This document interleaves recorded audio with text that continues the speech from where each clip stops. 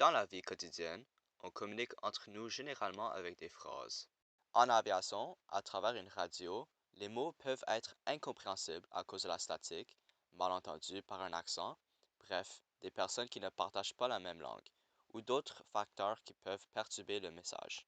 On utilise donc un système où chaque lettre est représentée par un mot, qui se nomme l'alphabet phonétique.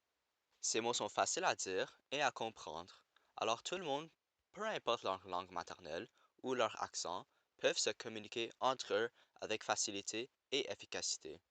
Les lettres et le mot correspondant sont A comme dans alpha, la lettre grecque alpha, B comme dans bravo durant une félicitation, C comme dans Charlie, où est Charlie, D comme dans delta, la lettre grecque delta, E comme dans Echo, Amazon Echo, F comme dans Foxtrot, la danse Foxtrot,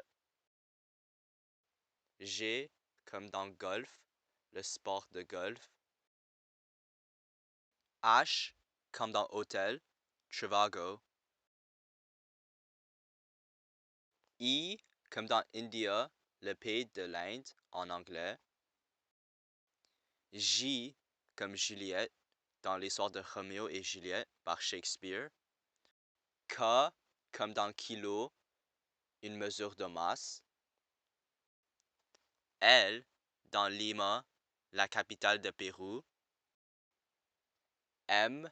comme dans Mike, Mike Wazowski, N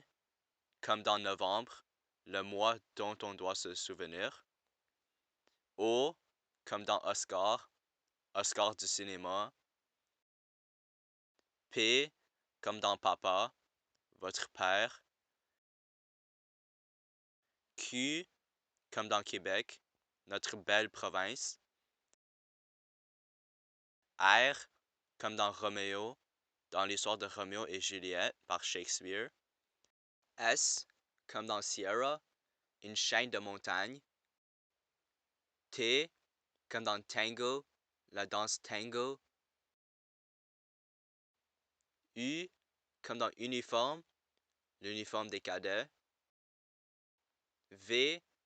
comme dans Victor, l'auteur Victor Hugo,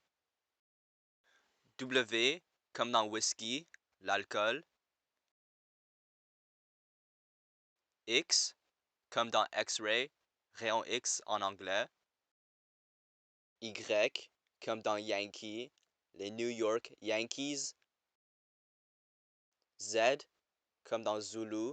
une tribu africaine. Maintenant que vous connaissez l'alphabet phonétique, vous connaissez pratiquement une langue universelle.